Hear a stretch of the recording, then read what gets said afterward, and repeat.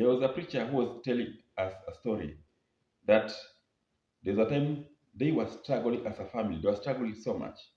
No finances, trouble in keeping their marriages, some children struggle with alcohol, and he had to pray the prayers of inquiry.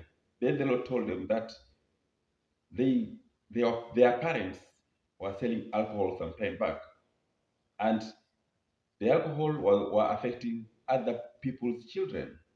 So those people knelt down to God, trying as much as possible so that God will help their children stop alcohol and the drugs. But it was not easy. So at times the parents will pray that those people who are making alcohol should stop selling alcohol to their children. But it was in vain. Then the Lord told him that they should pray for forgiveness because of their parents, because the prayers of those parents, of those whose children were affected, was still standing. So when they prayed is when they stopped struggling. Everything went well, okay.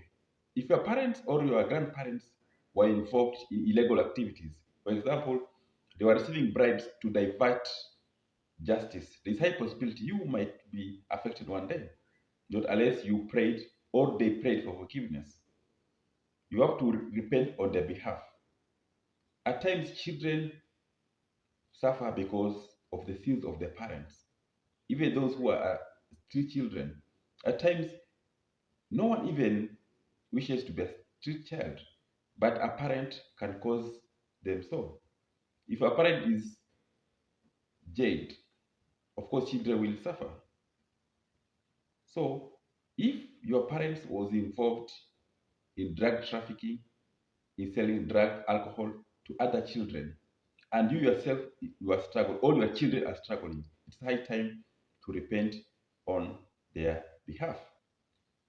If your father or your grandfather or your mother or grandmother or any person you are linked in blood and is involved in bribing, maybe a police, there's high possibility there's some suffering you might pass through, not unless you pray on their behalf, and God will always have justice.